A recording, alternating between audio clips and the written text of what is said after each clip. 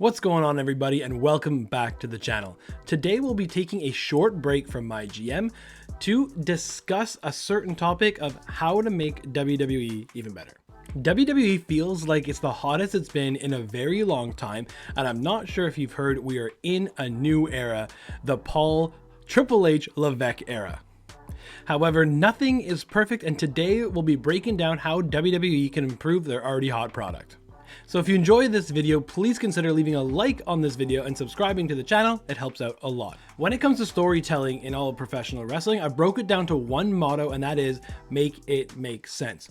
So fittingly enough, we'll start this video off with the thing that makes the least sense in WWE right now, the draft. Don't get me wrong, I love the draft. It's always a fun show when the draft occurs.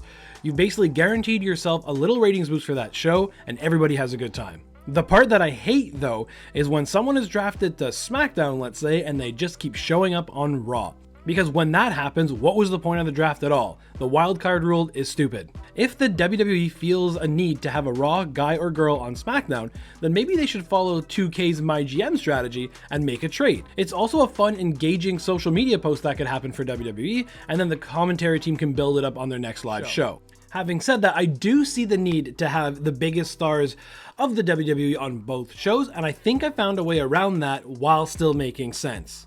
Floating champions. Way back in 2002, when the brand split was first announced, the undisputed champion at the time, Triple H, and the women's champion, Jazz, were able to float in between shows. This is a great idea and something I think the WWE should bring back, because it makes no sense having two world champions for the men, two for the women, and another two sets of tag team titles. How can anyone in the company claim to be the best if there's always two sets of champions? One championship devalues the other one. Roman has literally said in a promo how the world championship that Seth Rollins carried around and going into WrestleMania is the #2 title. How do you recover from that? It'll take a miracle to bring it back. Having floating champions is a good way to always make sure the stories stay fresh and no rivalries feel stale. Having one world champion will also bring up the value of each show's mid-card title, because while the world champion is on SmackDown, let's say, the Intercontinental title can take a focus on Raw into the next PLE. Not to mention the amazing PLE that can have a focus on unifying the men's, women's, and tag team titles. It could really give a focus to a PLE like Clash of Champions. On to the next topic, which was a little bit more personal for me, and this one is match length. I'll give credit where credit is due. The main events of WWE have been getting better with this, but there are still major improvements that need to be done. Especially on Raw. I'm not saying to have 3 hours worth of matches, but when Raw came to Montreal, my hometown, there was 50 minutes of wrestling, and at least 40% of that was in the main event. Again, I'm not asking for the full 3 hours, but when it comes to Raw, I feel it should be at least an hour 20, maybe an hour 30 of actual in-ring action. I understand WWE love their promos, but let their wrestlers tell the stories in-ring. WWE have some of the best in-ring performers in the world in AJ Styles, Seth Rollins, Sami Zayn, Kevin Owens, Chad Gable, Gunther, Bayley, Rhea, the list goes on and on. If in this new era the WWE want to move away from the sports entertainment, having longer, better quality matches is a good way to do that.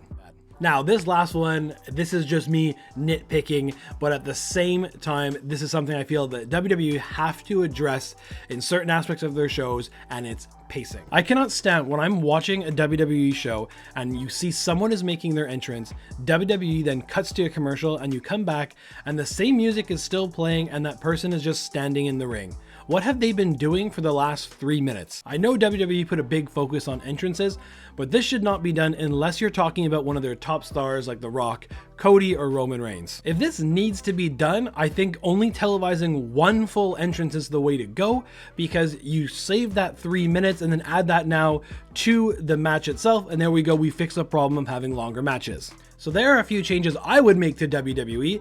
Do you think I'm onto something, or am I completely off my rocker? Let me know down in the comments. If you enjoyed this video, please consider giving this video a like. It goes a long way in the YouTube algorithm. If you enjoy WWE, specifically WWE 2K MyGM, consider giving this channel a subscribe. This is a big focus of the channel. We love MyGM on this channel. And as a little preview here, you can check a video right up here or right here and a couple of the series that we've done so far on this channel. Having said that, I appreciate you guys if you stuck around this far. Love you all so much. And as always, thanks for watching.